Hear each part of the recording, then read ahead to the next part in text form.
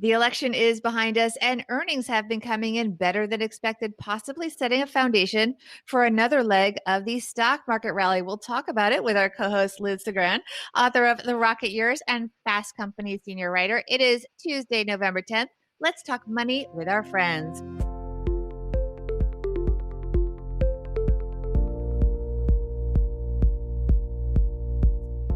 Welcome to the Money with Friends podcast. I am certified financial planner Bobbi Rebell, host of the Financial Grown Up podcast, coming to you from my very grown up kitchen in New York City.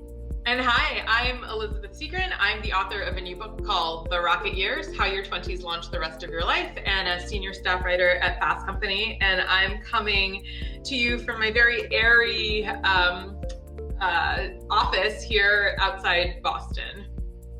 Here on Money with Friends, we talk about the latest personal finance headlines. We add in the insights and wisdom of our fantastic cast of thought leaders, including Rocket Years author Elizabeth Segran, mix in some questions and comments from our money friends, and leave you with a takeaway to make it your own. Liz, welcome back. It's been about a month since we had you, and we're so happy to have you back to lend your insights on the stories today, and you'll be back again for Wednesday's show. Give us a little catch up. What have you been up to? Oh my goodness. It's been such a stressful month for everybody, but I think that the stress was particularly high in this family, partly because my husband is a professional political scientist. He's a professor at Harvard of political science. And so I think that we have just been focused on the election a lot. So on election night, I actually moved to a cabin in the woods to get away from everything.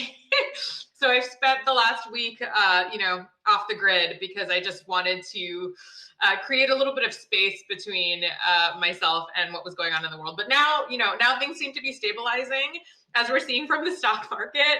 And so I think it's, I'm better able to sort of come back into the real world. Well, we're glad to have you in the real world back with us. I know you came back just last evening.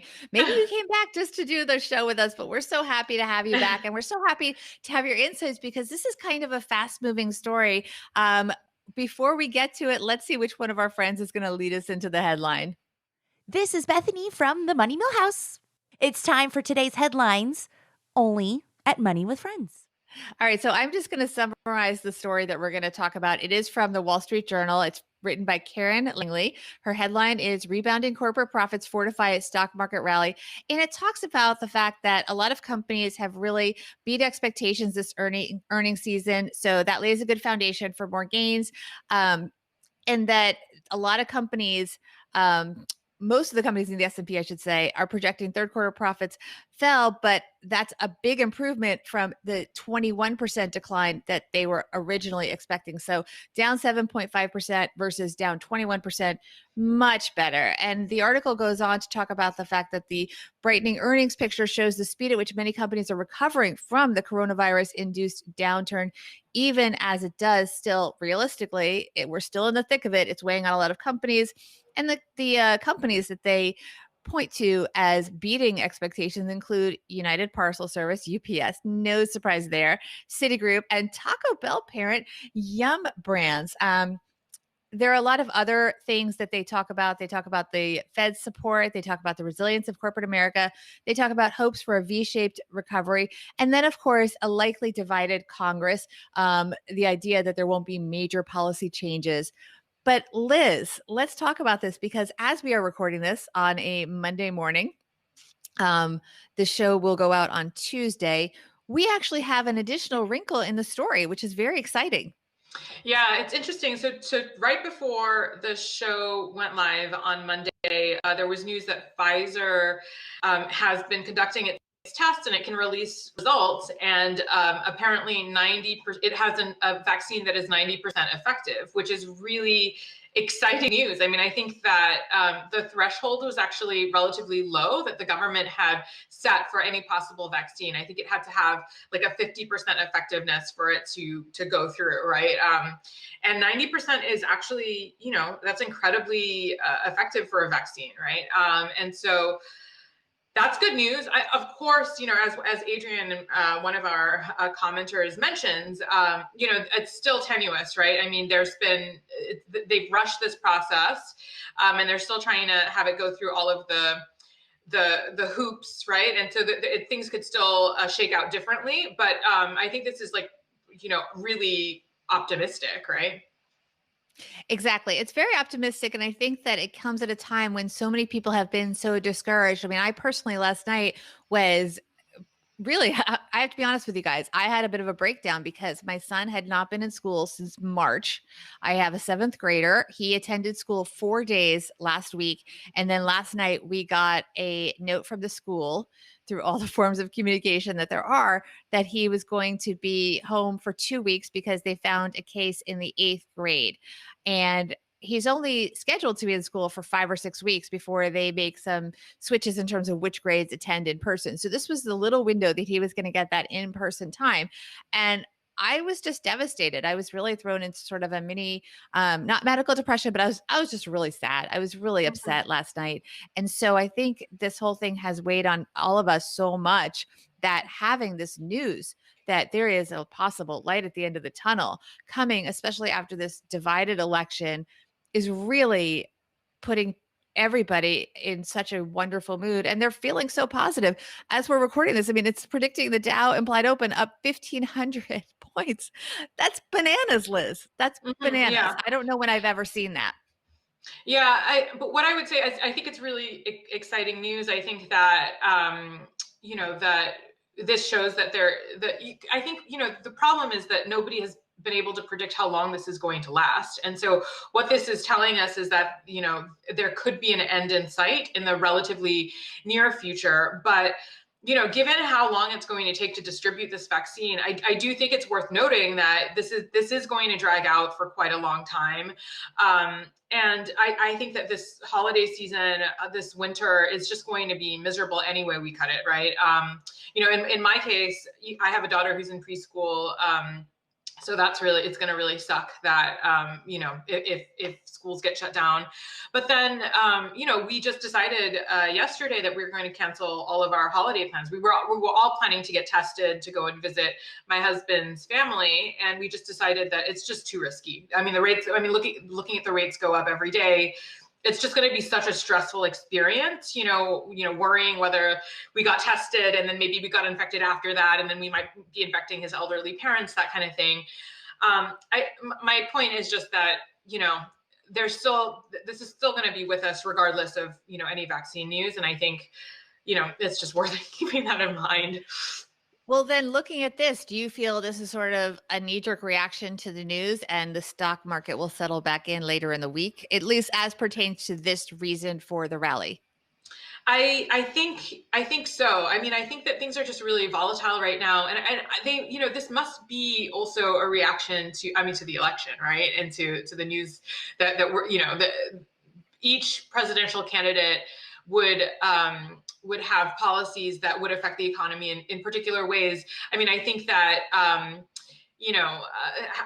that Joe Biden is president-elect, there's the possibility that he'll be able to get the virus. He'll be more aggressive with getting the virus under control, which I think will cause some short-term pain, but perhaps bring the eventual end of the virus sooner, right? And so there's just a lot of moving targets here. There's a lot of stuff we don't know, and so I do think that the markets are just kind of reacting to to bits of news, right? And I think things are going to shake out as the week progresses and as more information comes through. Today, we're about to hear about, the president-elect's COVID strategy. And I think that that's going to have a very big impact as well on the economy and by extension on the markets.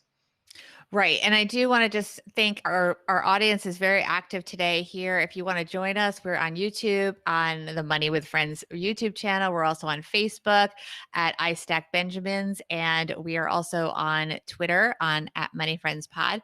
We also asked, and I want to mention Bill here in our audience is talking about the fact that the mental health issues related to the pandemic are huge. And Adrian is talking about the fact that we're going to have a lot of people that don't want the first round of vaccines.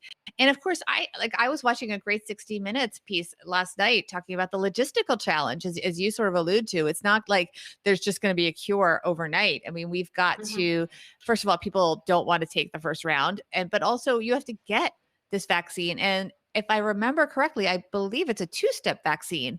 If I understood the piece correctly on 60 Minutes, that you have to have two different doses of this vaccine, in which case that presents more logistical challenges just getting it to people.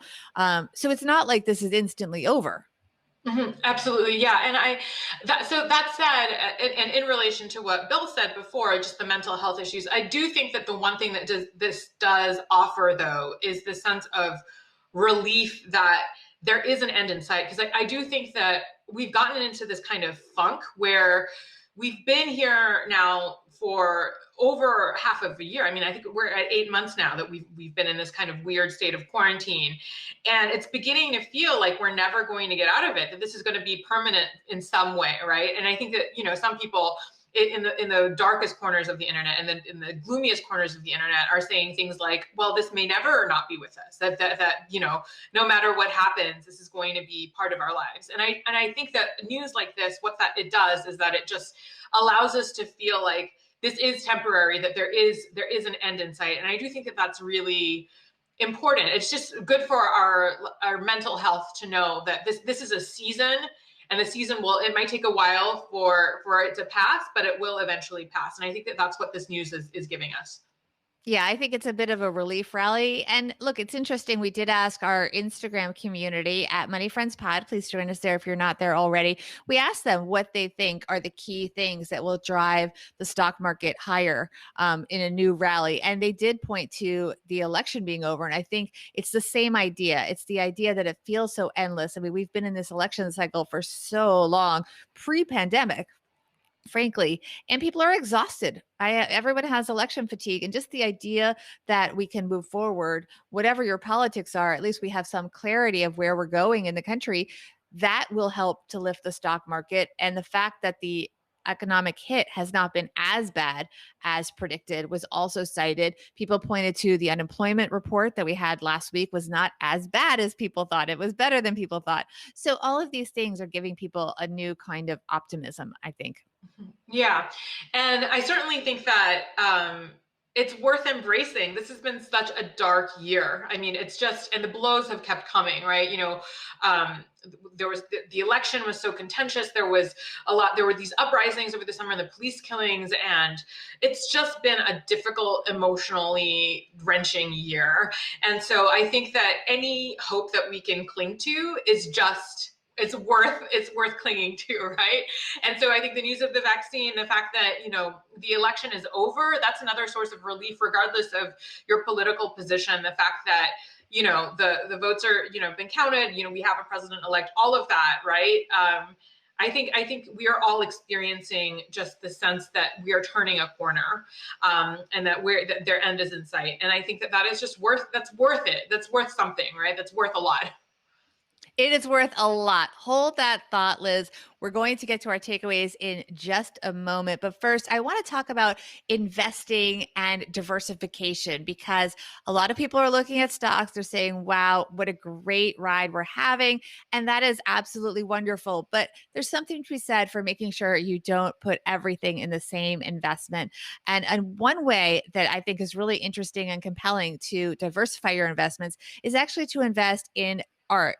And it's a very large asset class. It's one of the biggest ones in the world, but it's always kind of had this, well, it's not only an impression, it's actually a reality that you had to be super wealthy if you wanted to be an art investor. But things are actually changing, and it's more accessible than it's been in the past thanks to Masterworks. Now, Masterworks is the first platform that literally lets almost anybody, and you do have to have some qualifications, I should say, invest in art at a fraction of the normal price. You can buy and sell shares of multi-million-dollar paintings by blue chip artists, Andy Warhol, Jean-Michel Basquiat, Banksy, and more. Oh my goodness. Can you imagine owning, even if it's only part of an Andy Warhol? And you can basically That do would it be as amazing. exactly, as easily as maybe a little, I could buy a little postcard at the museum is what before Masterworks I could do. But anyway, so Masterworks helps you invest in them basically as easy as you can invest in stocks.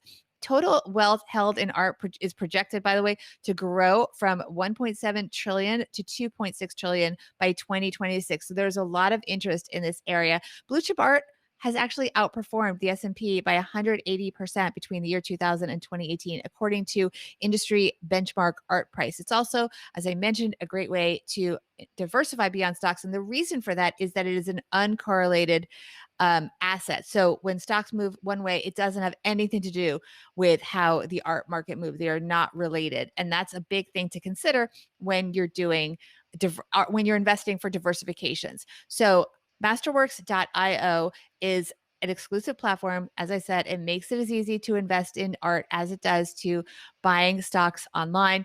The best part, you don't necessarily need to know anything about art. Their experts are going to create a custom portfolio to meet your investment needs. Now, here's how you get more information and sign up. You go to masterworks.oi with the promo code MWF, and you can skip the 25,000 person wait list. Yes, they actually have a 25,000 person wait list. Again, masterworks.io. Use the promo code MWF if you want to skip the wait list.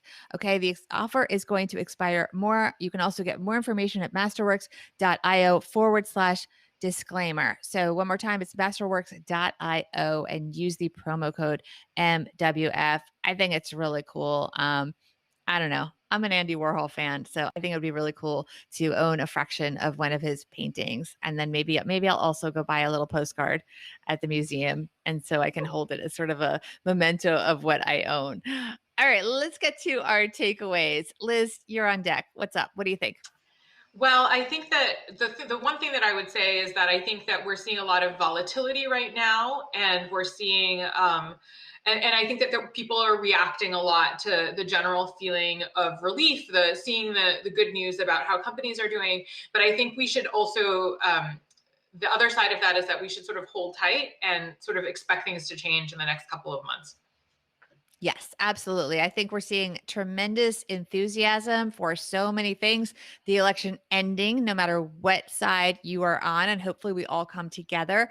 And definitely this news that we just got as we were recording that Pfizer may have, I think, 90% effectiveness of the vaccine. And so that is giving a lot of people hope. So there's a lot to be optimistic about, a lot to encourage the stock market, a lot of good things. I want all this to be true. I want the market to finish 2020 strong. We deserve it, Liz, after the year that we have been having, right?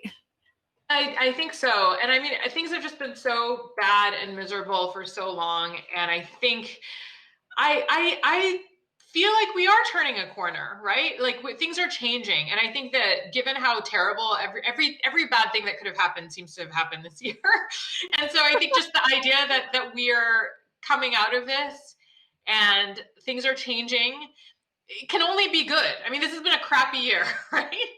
So I think 2021 it has to be better. The only way to go is up at this point, right?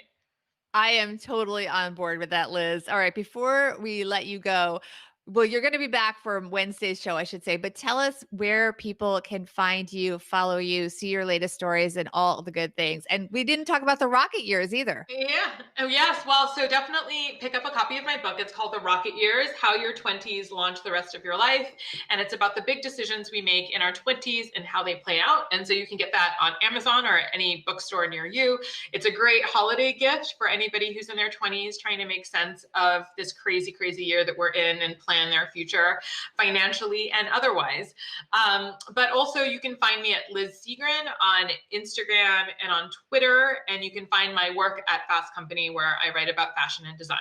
Awesome. Everybody, make sure you are following Liz and definitely pick up the book. It is awesome. One of my favorite reads of the year. And I am not even a 20 something. So I encourage everybody to read it, to learn about 20 somethings. And also, you can always reflect on your life. I think it has a lot of good life lessons for all of us.